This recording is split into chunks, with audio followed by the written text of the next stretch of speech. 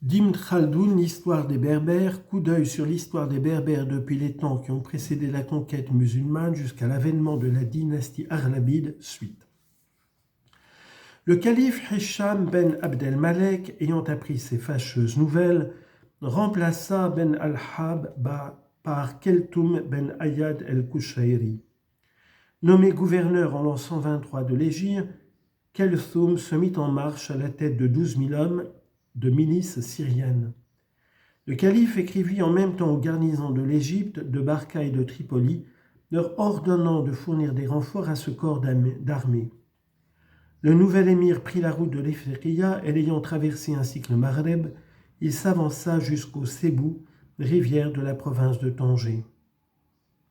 Khaled ben Hamid vint à sa rencontre avec une foule immense de Berbères, et ayant culbuté l'avant-garde des Arabes, il aborda le reste de l'armée avec une impétuosité extrême. Pendant quelque temps, on se battit avec un grand acharnement, mais enfin l'émir Kelsoum y perdit la vie. Ce fut là le signal d'une déroute générale.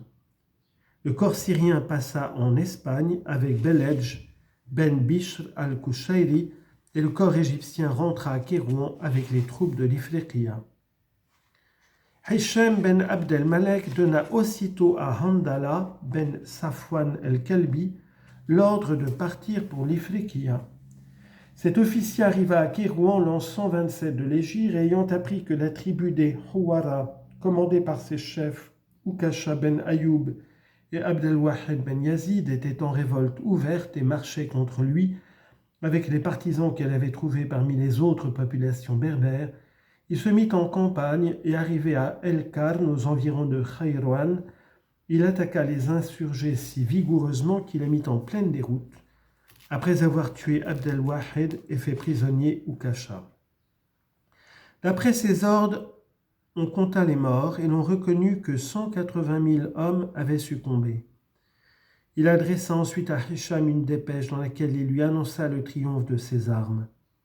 Quand Laïf ben Saad apprit la nouvelle de cette victoire, il s'écria « Après la bataille de Badr, c'est à la bataille d'Al-Karn et d'Al-Asnam que je voudrais avoir pris part. »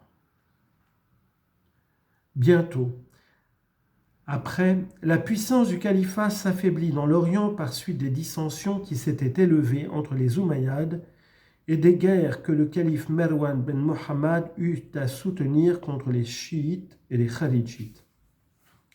Il en résulta le remplacement de la dynastie Umayyade par celle des Abbasides.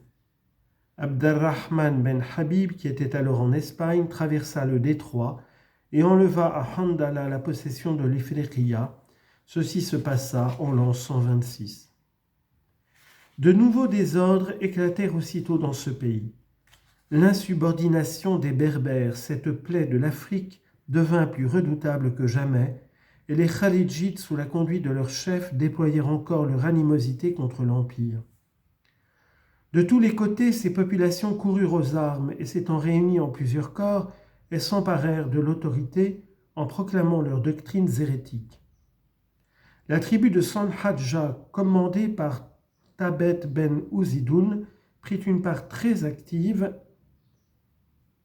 à ce mouvement et s'empara de la ville de Badja.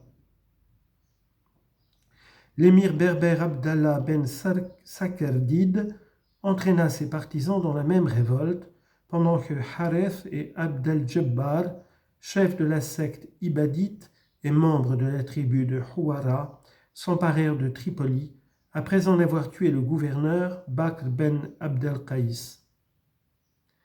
Cet officier était allé au-devant d'eux pour les inviter à garder la paix, quand ils se jetèrent sur lui et l'assassinèrent.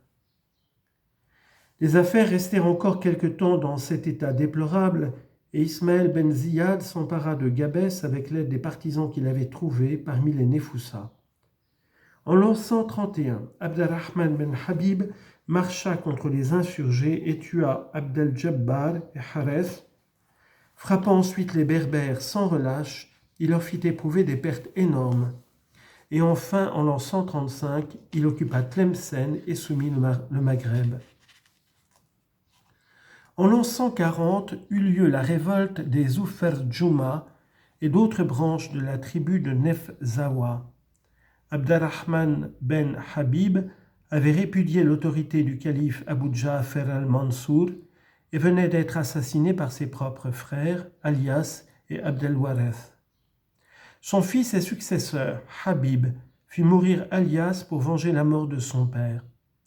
Abd al-Warith se réfugia chez les Zurf-Fadjouma et obtint l'appui de leur émir Assem ben Jamil. L'exemple de celui-ci fut imité par Yazid ben Seggoum, émir des Ul-Hassa. Les Nefzawa, s'étant ralliés à eux, proclamèrent la souveraineté d'Al-Mansour et allèrent emporter d'assaut la ville de Kérouan.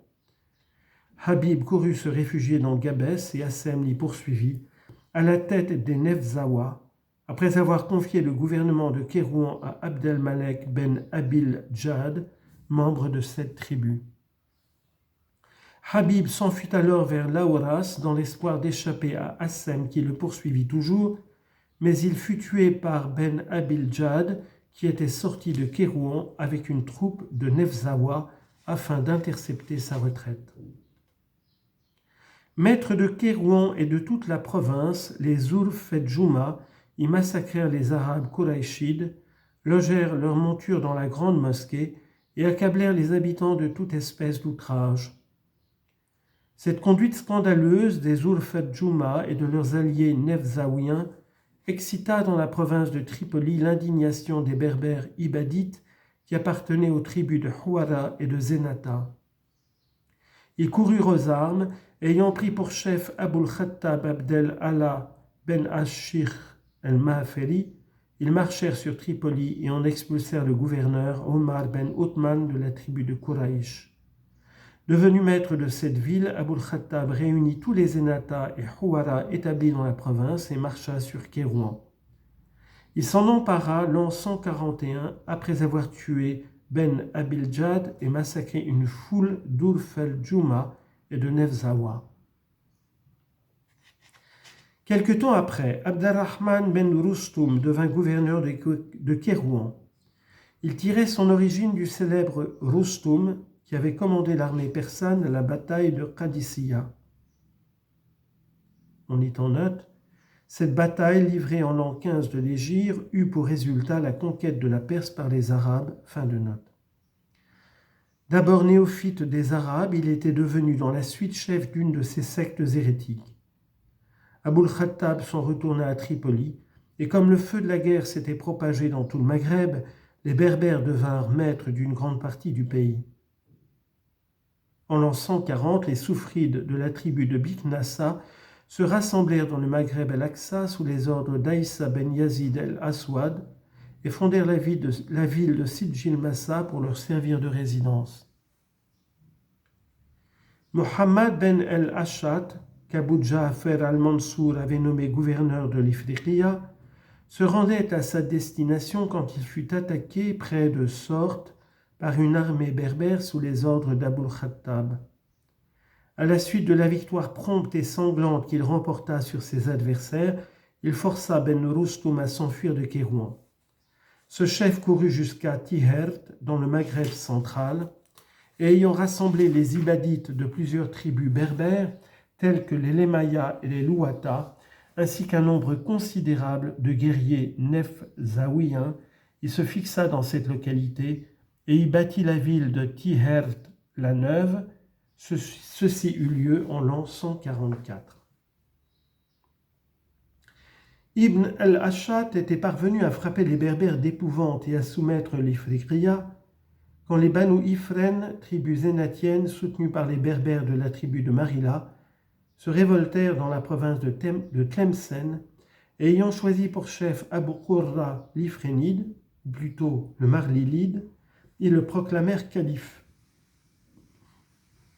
Ceci se passa en 148. El-Arab ben Souda al-Temmimi, gouverneur de Toubna, marcha contre les rebelles, obligea Abu Qurra à prendre la fuite et alla s'établir dans le Zab.